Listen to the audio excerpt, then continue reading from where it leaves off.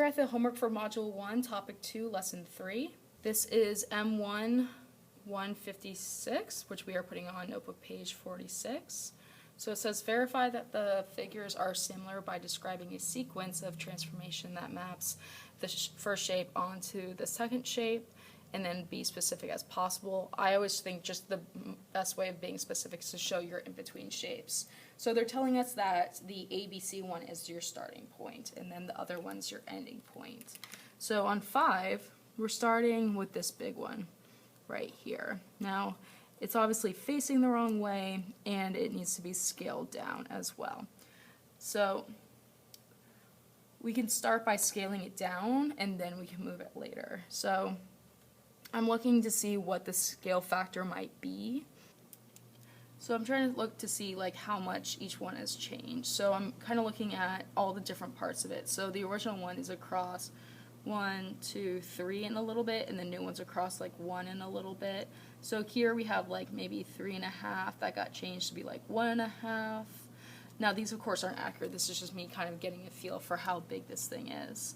And then the fact that if I'm looking at like A turning into B, for the big one it was over 2 up 4, so A to B is over 2 up 4, and the new one is over like a half and up 1.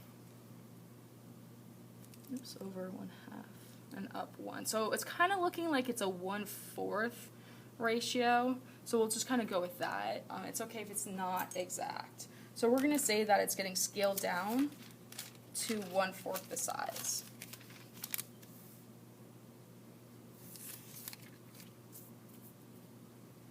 So I'm actually going to cheat the system a little bit. Because this shape is so irregular, it's really hard to draw that 1/4. So I'm actually just going to steal the original shape and say that it got scaled down to that. So that would be this. So first step, dilate 1/4 the size from center A. Okay. So now it just needs to get flipped over. So 2 can be to reflect. Now again, they're not being very nice and giving us a nice center, so you can either use a mirror or kind of just get a feel for what that distance is. So like for instance, I could use kind of like that paper method of measuring side to side, folding it, find out where half would be. So half is somewhere right in there. So reflect across line. This one right here. And that would get you to there. Number 6, same thing. Our original one is ABC. We're trying to see if we can map it onto here.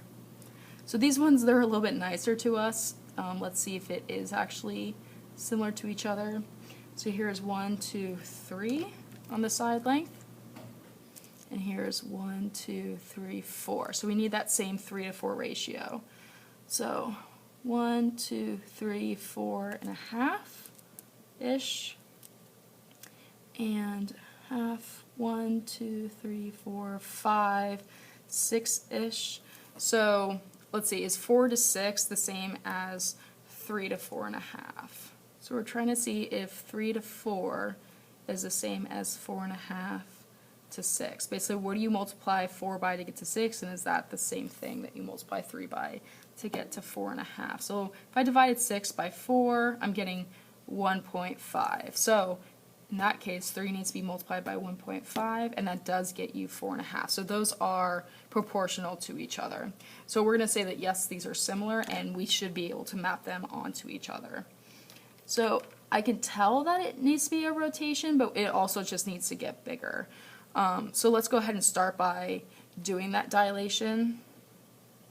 Dilate by 1.5. Let's use the center A, because then we can just make it bigger from there. So 3 becomes 4.5, and this becomes 6 instead. then all we need to do is basically just rotate it over to there. Let's see, I'm trying to think where a center would be. So we need a center that's halfway between those two. So we can use our paper method again.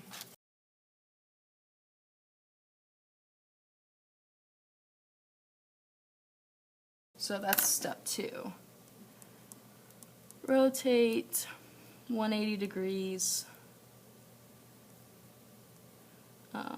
by center. Number 7.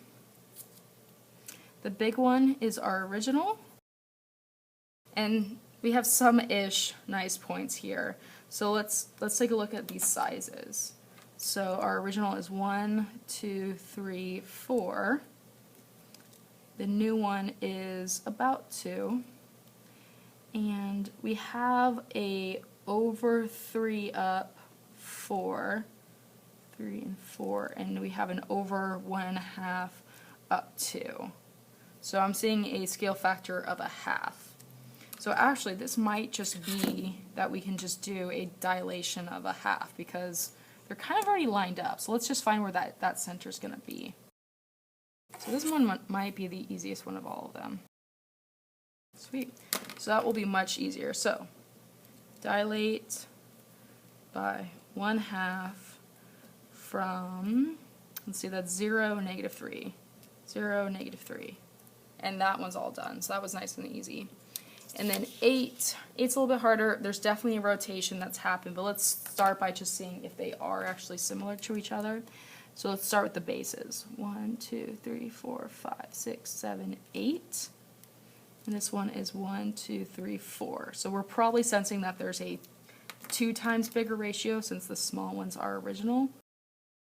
And let's see what the height is. So the height, and from the middle, 1, 2, 3, 4, 5, 6, 7, 8.